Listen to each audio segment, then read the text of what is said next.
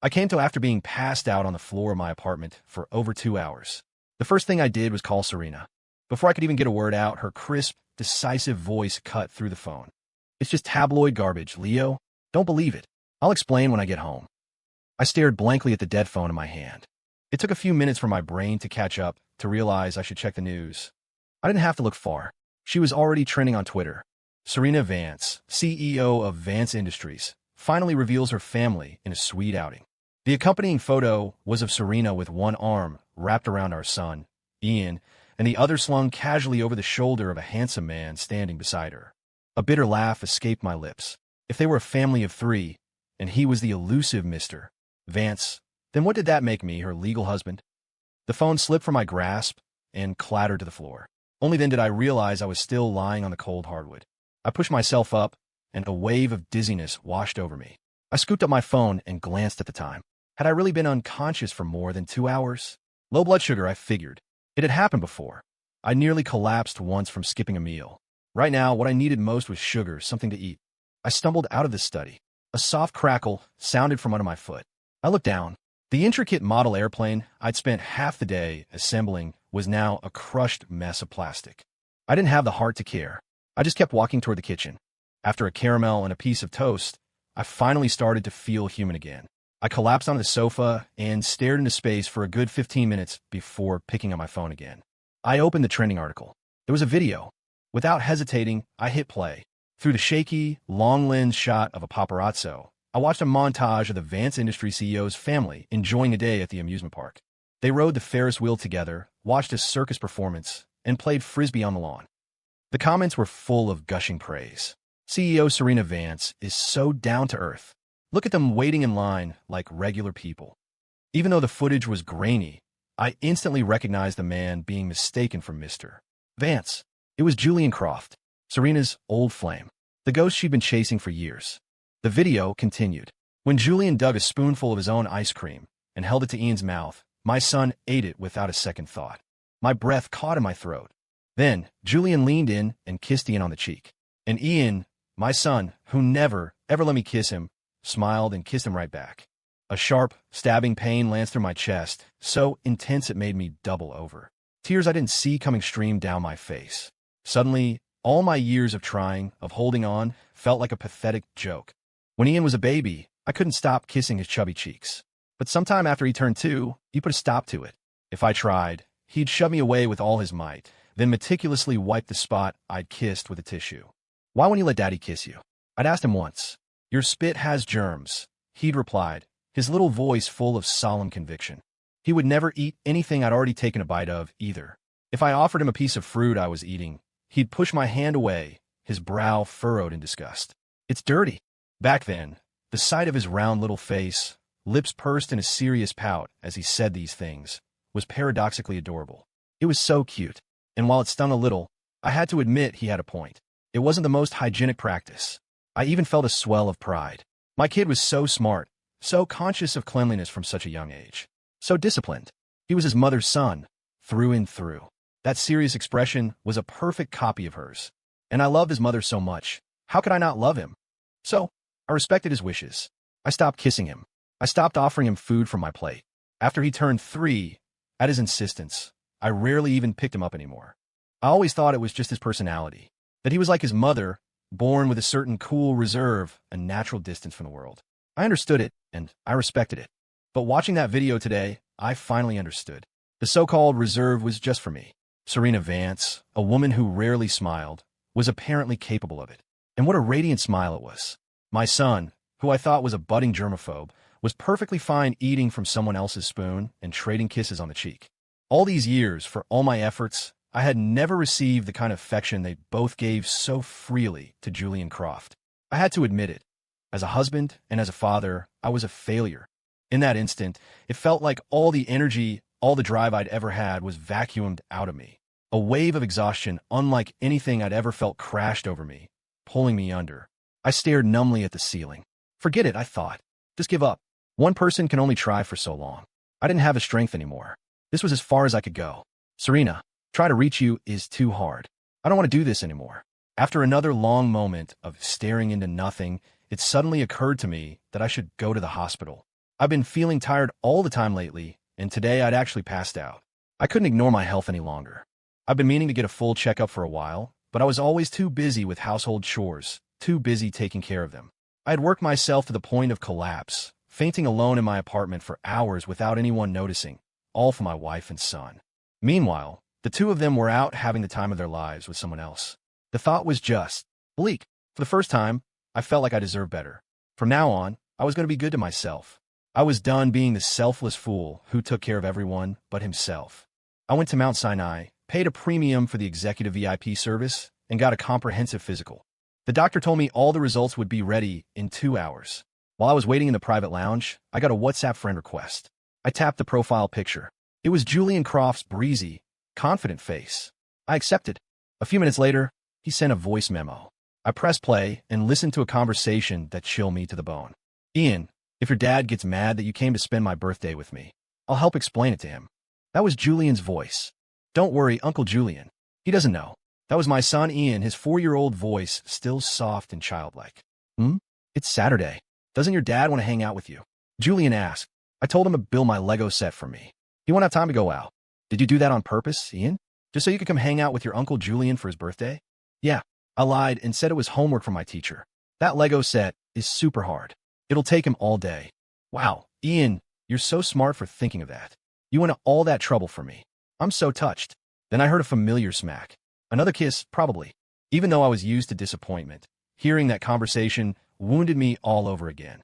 How could a voice still so full of childish innocence be so cold, so calculating? I thought back to that morning. Just like every other Saturday, I'd gone to Serena's parents' estate to pick Ian up for the weekend, my heart full of anticipation. But he just shoved a huge box into my arms. My teacher assigned this for weekend homework. It's too hard. Can you build it for me, Dad? Ian rarely showed any weakness in front of me, so I'd interpreted it's too hard as his version of a plea for help, a form of affection. So, despite my disappointment that we wouldn't have time to go out and play, I felt a startling sense of satisfaction at being needed by him. Serena, standing beside him, had added with her usual flat expression, "Well, you can help Ian with his Legos at home today. I'll take him to the office with me." I wanted to say it's fine, I can build the Legos and watch him at home at the same time. But after years of instinctively deferring to Serena, the words wouldn't come. I just silently watched them leave together. Now I knew. It was all a lie. My son, using my love for him, had trapped me at home with a Lego set as a pretense. And my wife had taken our son to see her idol, the man she'd always loved. In this family, I had always been an outsider. The moment I truly accepted that fact, a sense of clarity washed over me. Thankfully, the doctor's results came back and put one fear to rest. There was nothing seriously wrong with me, just chronic exhaustion from not getting enough rest. You fainted today because you skipped lunch, which triggered a hypoglycemic episode, the doctor advised. Get proper rest, eat well, and make sure you're getting enough nutrition. I nodded repeatedly. I would never make a stupid mistake like forgetting to eat lunch, because I was busy with a Lego set again. From now on, nothing was more important than my own health. On the way home from the hospital, another message from Julian popped up. A text this time. You know who Serena loves. I'm back now. If you know what's good for you, get lost. I let out a small, dry laugh. Did Serena know her Prince Charming was capable of speaking so crudely? It seemed Julian was serious about winning Serena this time. I wondered if it was because he'd finally realized how good she was to him after his own failed marriage, or if he'd actually fallen in love with her.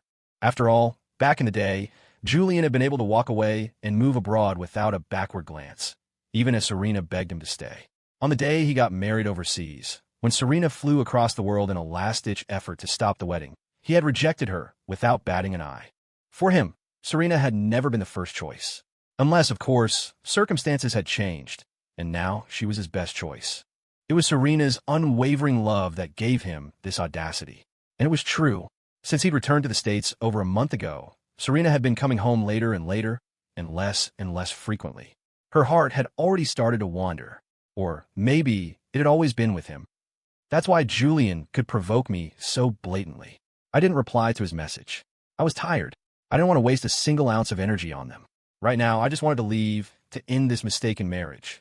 Almost home, I stopped at a quiet bistro, ordered a few dishes, and ate slowly and deliberately. I would follow the doctor's orders. I would eat well.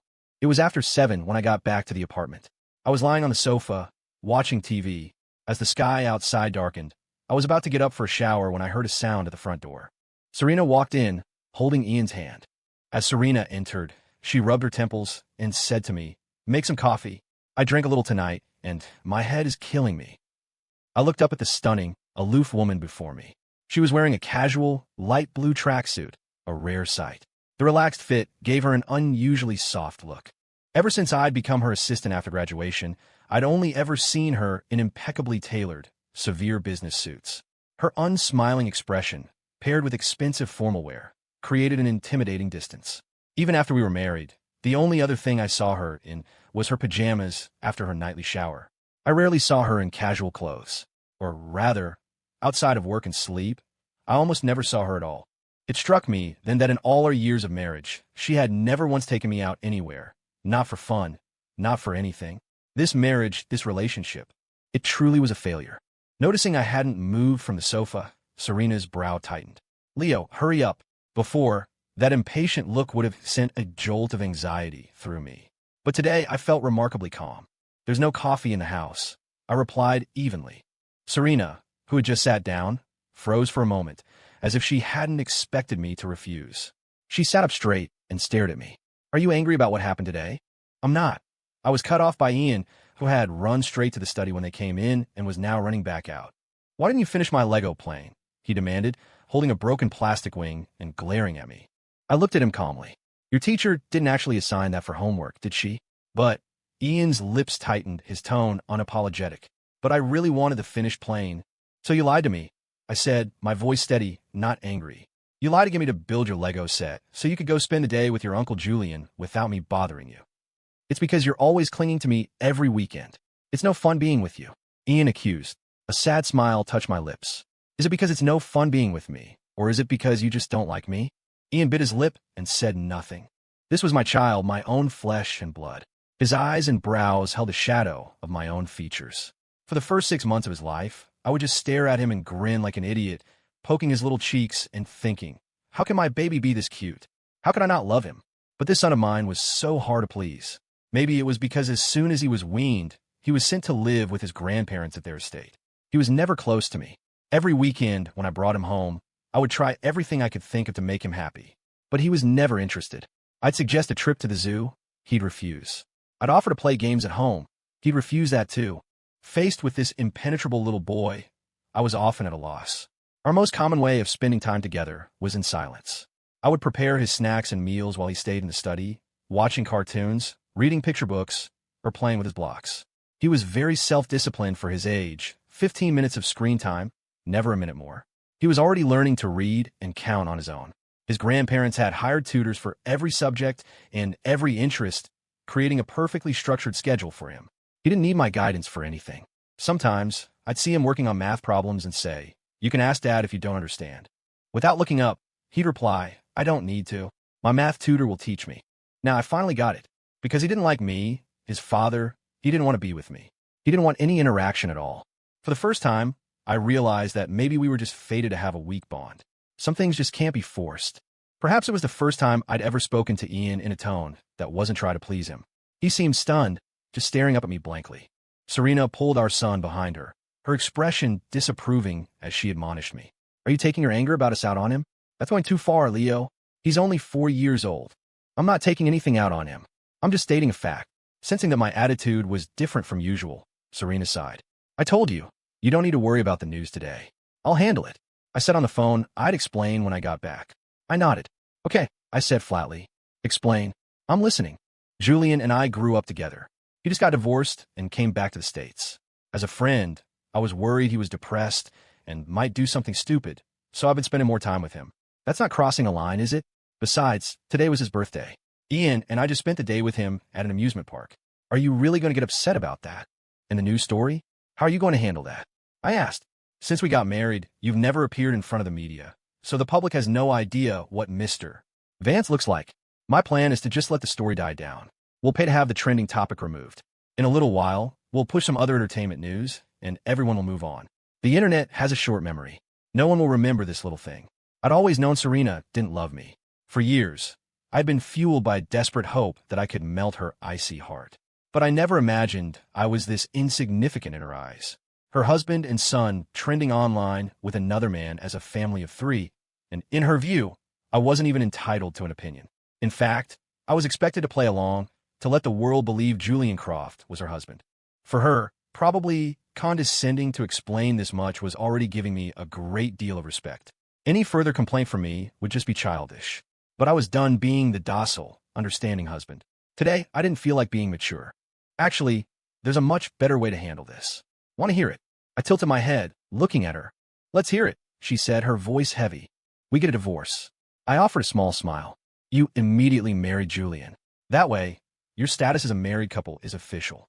The public will never know you're on your second marriage. You could be a real family of three and even appear in the media together without any issue. I looked at her, my tone deadly serious. What do you think? Isn't that a much better solution than yours? Serena's face instantly turned to ice. There's a limit to these tantrums, Leo. You know, I don't have much patience. That's why I'm not throwing a tantrum. The divorce proposal is serious. Serena was about to speak, but Ian, standing beside her, suddenly shouted, Fine, get a divorce. Then Uncle Julian can be my new dad. He graduated from an Ivy League school. He knows everything about science and history, and he can help me with my homework. He's the one who deserves to be my dad. I graduated from a top university too. I thought, you won't even give me the time of day. So how would you know if I could help you with your homework or not? But it didn't matter. Since I decided to leave, there was no point in explaining. I just smiled. Yes, I agree he's a better fit to be your dad. I hope you two have a wonderful life together. Leo Foster. Serena's face was a dark cloud. If you keep this up, there will be no way to walk it back. I looked at the woman I had loved for so many years and started to doubt myself. It seemed I didn't really know her at all. Or maybe, whenever Julian Croft was involved, all her principles and reason just flew out the window. Serena Vance. I shot back, using her full name. You have a team of top lawyers. I'll leave the divorce agreement to you. Think about it. A divorce is the most advantageous option for you right now, isn't it? It solves the media problem and grants your heart's desire to marry your one true love. Your parents and your son like him more, too. It's a win-win-win. Isn't that perfect? Serena stood up. You're angry. I understand you're not thinking clearly. We can talk again when you've calmed down. She took Ian's hand and turned to leave. As for the trending news, she handled it exactly as she'd said. The topic quietly vanished from Twitter's trending list. The buzz around the Vance family outing died down quickly. Throughout the entire episode, the official Vance Industries social media accounts remained silent. All parties involved said nothing. But everyone knows that silence is a form of confirmation. In effect, Vance Industries had tacitly approved the family of three narrative. I felt nothing about it anymore. Now, I just waited quietly for Serena's divorce papers. But 3 days passed, and there was no word from her. When I called her office, her assistant always answered. Mr. Foster, Ms. Vance is unavailable at the moment, she'd say in a professional, detached tone. When will she be free? I'm not sure. On the fourth day, I still couldn't reach her. I sent her a direct text message. If I don't see a divorce agreement by tomorrow, I will hold a press conference as the real Mr. Vance. Her call came almost immediately. We'll talk when I get home from work. That evening, Serena came home, but she didn't bring any papers. She seemed convinced I was just throwing a prolonged fit. This whole thing is over, Leo. Stop making a scene, she said, her voice laced with impatience. I honestly don't get it, I said, looking up at her. You're in love with Julian Croft. Why not just divorce me and marry him? If I divorce you the moment he comes back to the country, what will people in our circle say about him? Oh, the realization dawned on me. You don't want him to get a reputation as a homewrecker. Before she could answer, I continued, but that's not my problem. All I want right now is a divorce. His reputation has nothing to do with me. There's a limit to this petulance, Serena said, her tone sharp. If I actually agree to this divorce, there will be no turning back for you. Serena, I'll say it one more time.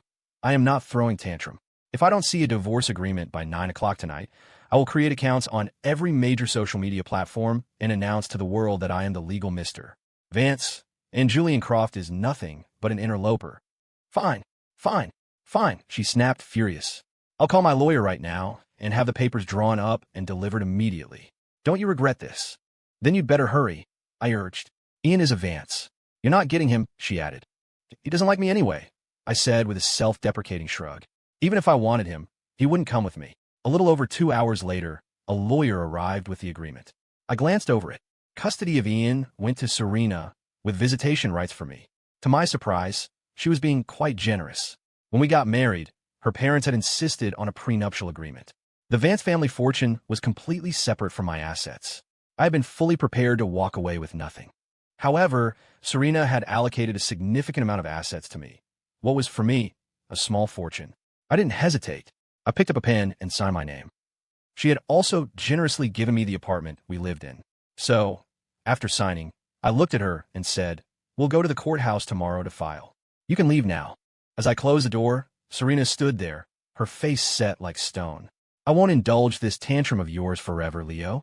You're going to have to pay the price for this little stunt." Even now, she was convinced I was just acting out. She was still threatening me, telling me there was no turning back if I kept it up. But she didn't know.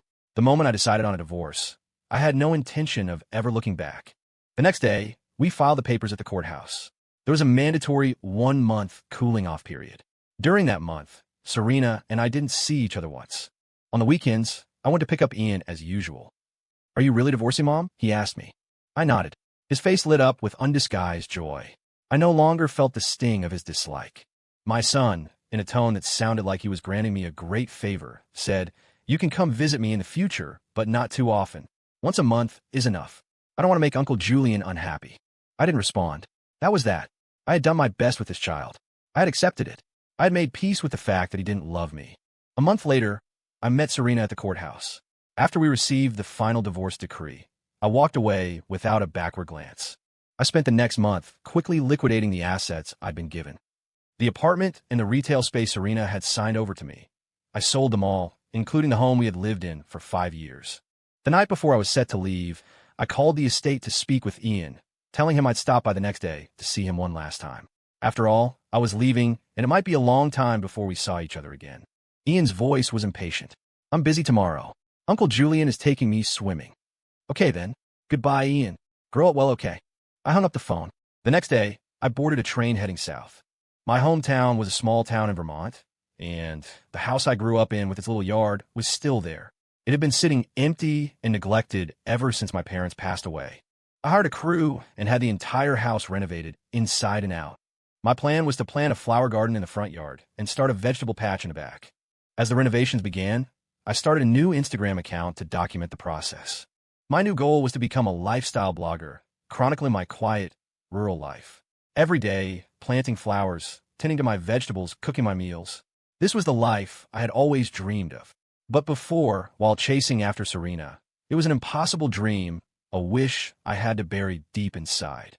Now, busying myself in my own little yard, my heart felt lighter and more at peace than ever before. I started the blog just to see what would happen, with no real expectations. To my surprise, the video I posted documenting the complete renovation got over 1 million views and more than 100,000 likes. In just 3 short months, my account had tens of thousands of followers. It was a completely unexpected and welcome surprise. The weather slowly turned cold. Most of the plants in the front yard shed their leaves, leaving behind bare branches. One day, I was walking through the yard, thinking about what kind of evergreens I could plant to bring a little more life to the space when my phone rang. It was the police. "Leo Foster? We found your nephew." The moment I saw the little boy at the police station, I knew it was true. He was my nephew. He looked so much like my sister, and at the same time, so much like me. The police had my sister and brother-in-law's DNA on file, and they confirmed the match. He was, without a doubt, their son. I pulled the little boy into a tight hug. He was so thin and small. Even though he was a year older than Ian, he looked shorter. He felt as light as a feather in my arms, like a tiny, fragile kitten. "Toby," I whispered, burying my face in the crook of his neck, tears streaming down my face. "I'm your Uncle Leo." Years ago, my mother had been walking down the street, holding Toby in her arms. A van suddenly pulled up beside them. A man jumped out, snatched the child from my mother's arms, and leapt back into the vehicle. It sped away in an instant. Toby was gone. My sister and brother-in-law quit their jobs and began a desperate, nationwide search. Any tip, any lead, no matter how remote, they would immediately rush to follow it. One time, a netizen shared a photo of a boy who looked like Toby. They were driving through a torrential storm to get there when their car crashed. Both of them were killed. My mother, consumed by guilt ever since Toby was taken, went into a rapid decline. Soon, she was bedridden. At that time, Ian was only 6 months old, just weaned. His paternal grandmother repeatedly offered to take him to her estate and raise him herself. I always refused. But eventually, I had no choice but to entrust Ian to her care. I went back to my hometown to look after my mother and wait for news of Toby. Not long after, the police called. They had tracked down the human trafficking ring responsible. The criminals were attempting to flee the country by boat. When the police closed in, a firefight broke out. For reasons unknown, the traffickers' boat exploded. Everyone on board, the criminals and the many children they had abducted to sell overseas, perished in the blast. Your nephew, the officer had said gently, was very likely on that boat. He's probably. Hearing this news, my mother, already so frail, fainted. She passed away 2 days later. After settling things at home, I locked the gate to our yard and headed north alone. When I went back to the Vance estate to get Ian, his grandmother refused to let him go. Ian didn't even recognize me anymore. He would cry whenever I tried to hold him. All of my immediate family was gone. At that moment, he was the only person in the world who shared my blood. I loved him to the very core of my being and couldn't bear to see him suffer the slightest bit of unhappiness. Since he didn't want me to hold him, I couldn't bring myself to force him to leave with me. Later, as he grew up and developed his own personality, he liked me even less. The police explained that Toby had been taken in by an elderly woman who scavenged for a living in a rural area. The neighbor said she had found him by the side of the road years ago, burning with fever and barely breathing. The old woman took him to a local clinic, got him medicine, and nursed him back to health. Because he wasn't yet school-aged and the woman had limited awareness of official procedures, she never registered him or got him his social security number.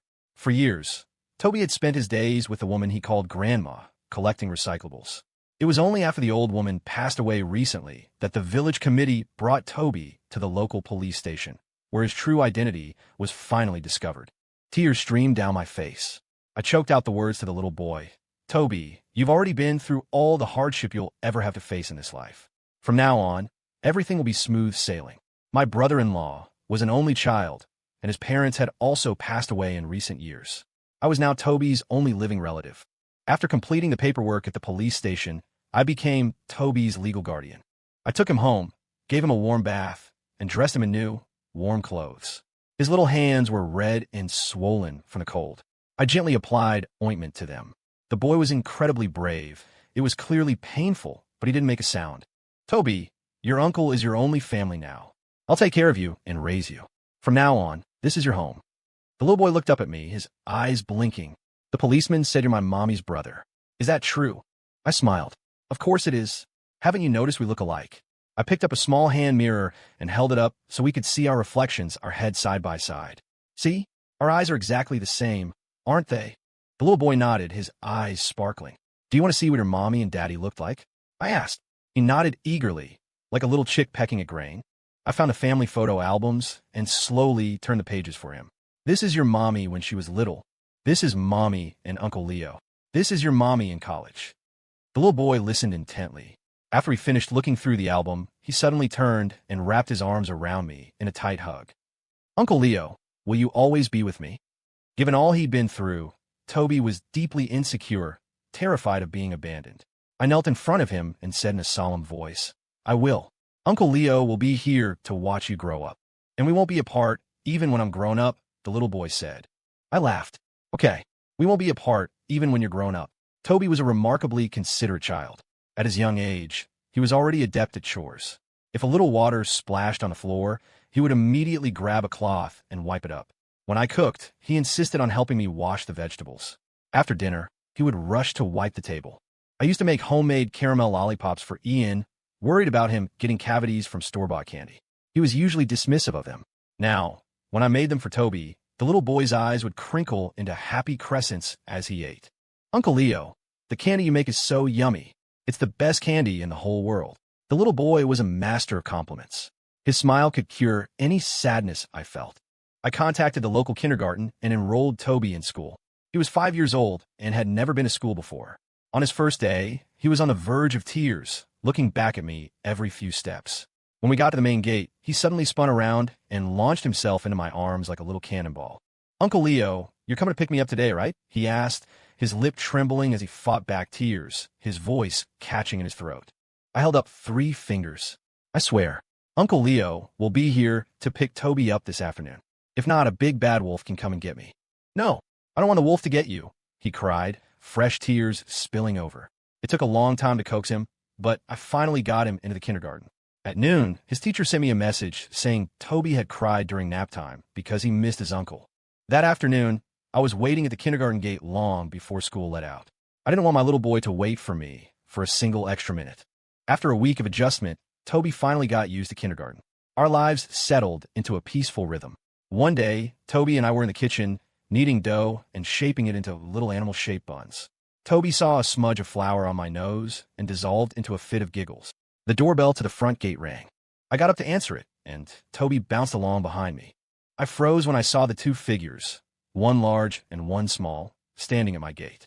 Serena spoke first. Her tone as infuriatingly arrogant as ever. "Are you done with your little tantrum? Pack your things and come back with me." Her proud, self-assured posture made me laugh out loud. "Serena, let me remind you, we've been divorced for almost half a year." She shot me a dismissive glance. "I know. You were gritting your teeth, refusing to contact me, waiting for me to come and get you. Well, I'm here now. You've gotten what you wanted. You can drop the act." Without waiting for a reply, she pushed past me and walked into the yard. She looked around with a disdainful expression. "This yard is tiny. Is it even 500 square feet? You like gardening, so when we get back, we'll move into the villa at West Manor. It has a garden of over 2,000 square feet, front and back. That should be enough for you to play around with." "Serena," I yell, my voice sharp, "are you incapable of understanding English? We are divorced. We have no relationship. Now please get out of my house."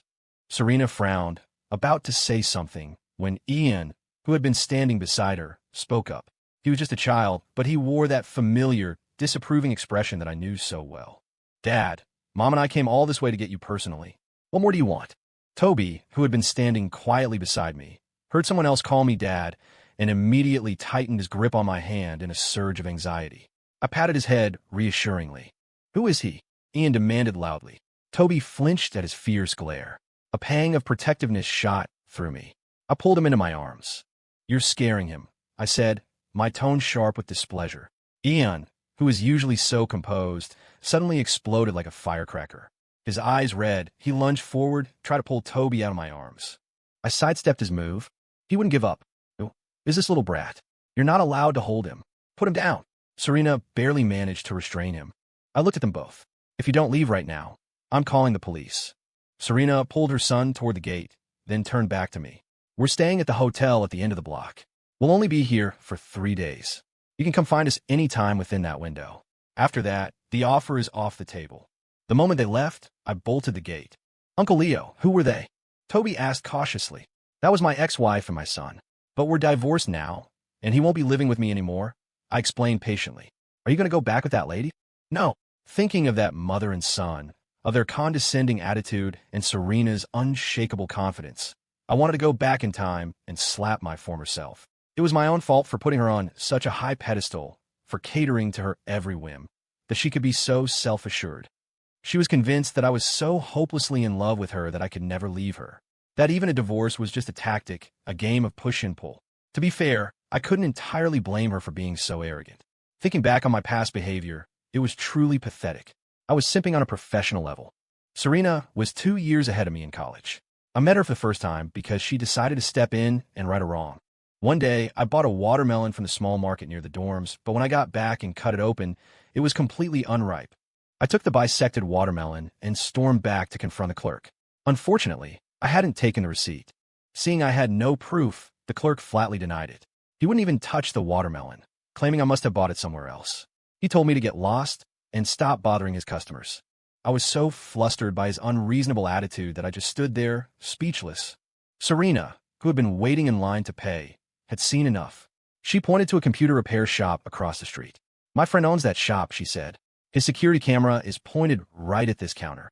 I could just go ask my friend to check the video footage from 10 minutes ago," she continued, "and we can see if this student walked out of here carrying a watermelon, can't we?" "Oh, well, maybe I just forgot." The clerk immediately changed his tune. "We get so many customers every day, I can't possibly remember them all, right?"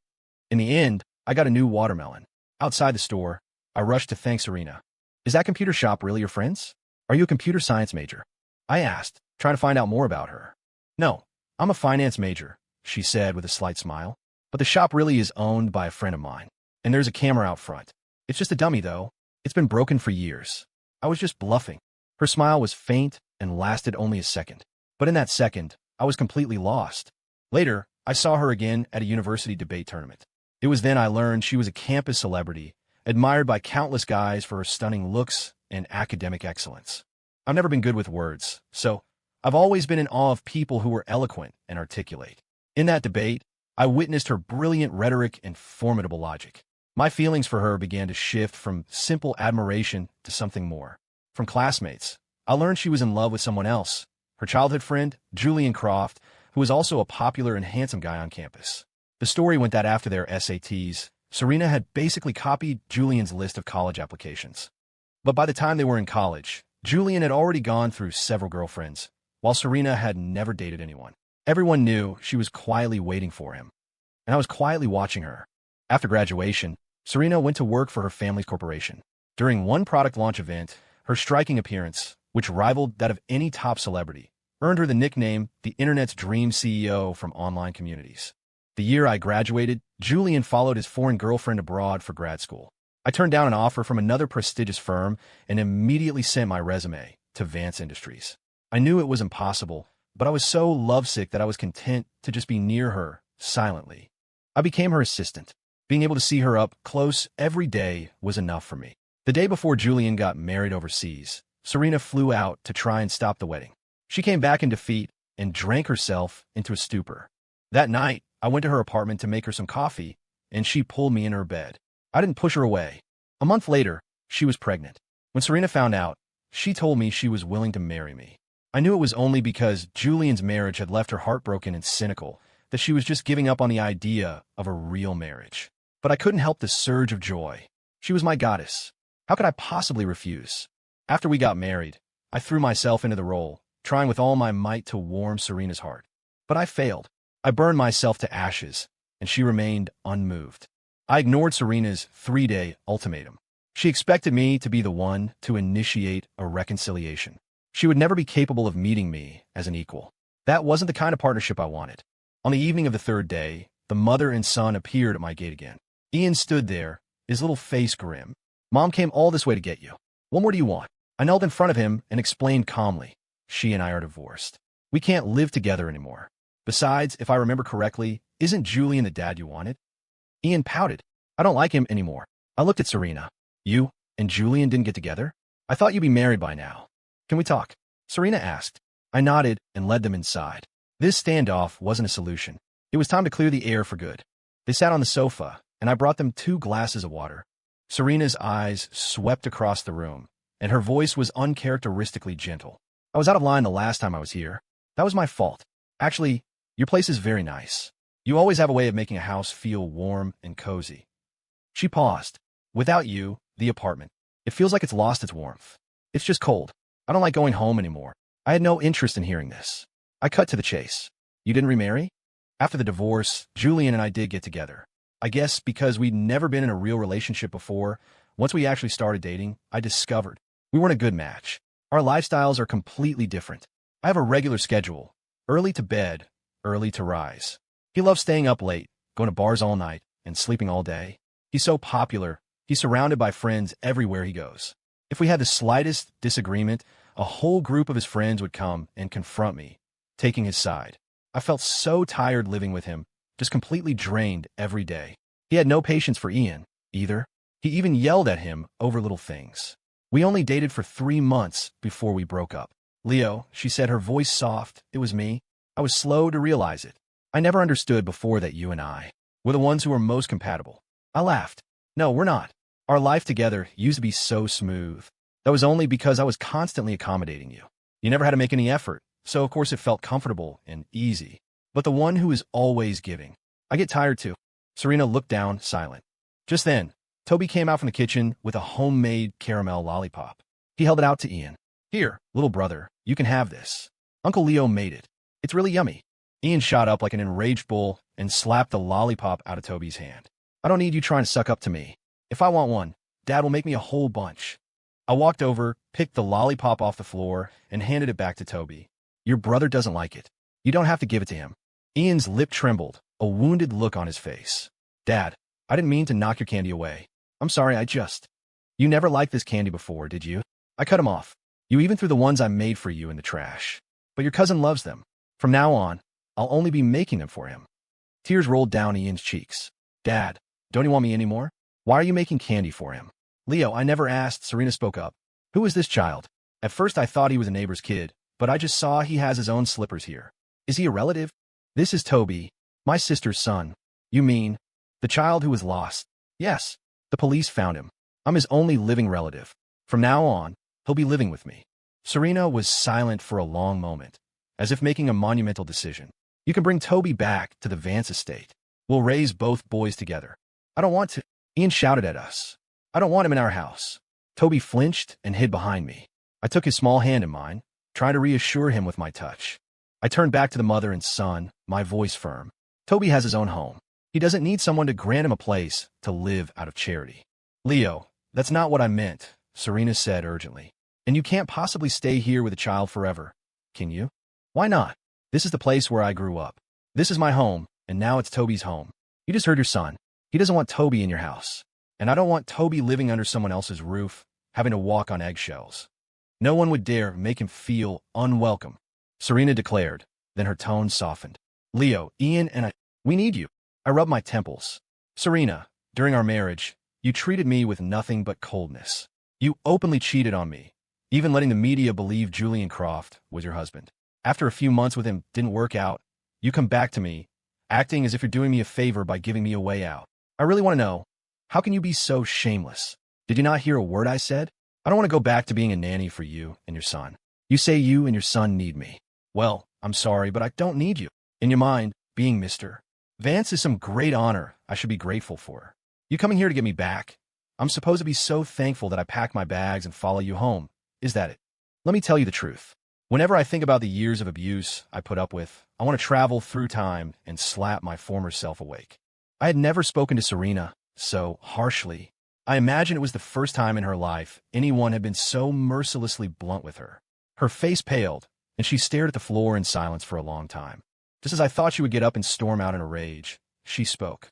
Her voice was pleading, a tone I had never heard from her before. I'll change. What? I was taken aback. Leo, you were right.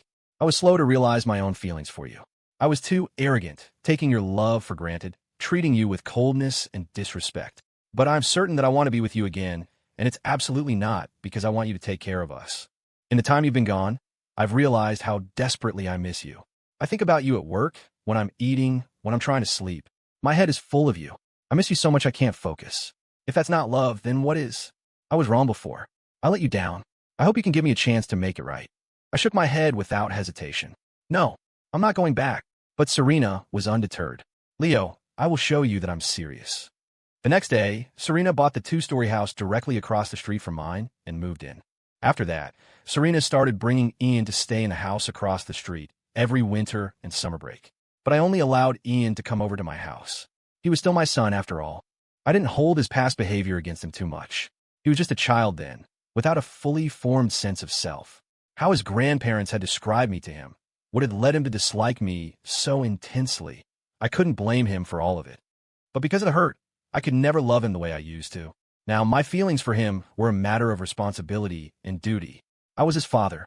If he needed me, I would provide him with the care and companionship he required. Nothing more. I told him as much directly. I may never be able to love you the way other fathers love their children. Ian had smiled with a knowing sadness. I know, Dad. You gave me so much love before, and I wasted all of it. I didn't know how to appreciate it. Everything now is just what I deserve. As long as you don't push me away, I'm happy enough. On his 6th birthday, I bought him a cake and gave him a hug. This is nice, he'd said, his eyes welling up with tears. Dad is finally hugging me. Compared to Ian, I was far less forgiving with Serena. I remained firm in my refusal to let her set foot in my house. Every time Ian was overplaying or eating a meal, she would wait quietly outside the gate. When Ian was ready to leave, she would take his hand and they would walk away in silence. Over time, my resentment towards her slowly faded. Once I spoke with her calmly. My feelings for you now, they're the same as for a stranger. I've thought it through. I can't blame you for everything that happened. I was the one who threw myself at you like a moth to a flame, giving everything without expecting anything in return. You had every right not to respond. Do you understand, Serena? I don't love you anymore. Your waiting is pointless. Just give up. Serena had managed a relaxed smile. Of course I can see that you don't love me anymore. I know what it looked like when you loved me. But now, I'm the one who loves you. And I can't just turn my feelings on and off. Just being able to see you is enough for me. Waiting for you has become a part of my life. I don't even expect you to come back anymore. From now on, I'll do my waiting, and you live your life. You don't have to pay any attention to me. Serena was true to her word. She waited quietly, never disturbing me. Whenever she brought Ian over, she would greet me with a simple, friendly hello, like any other neighbor. Nothing more, until the year Toby turned 8. The year I fell in love. After that, Ian started coming for school breaks by himself. His mother no longer came with him. Ian and I were much more comfortable with each other now. He told me with a smile, "Mom doesn't dare to come anymore. She said she can't stand to see you with another woman. She's afraid she'll do something impulsive and hurt her. She knows she has to hold back. She can't ruin your life.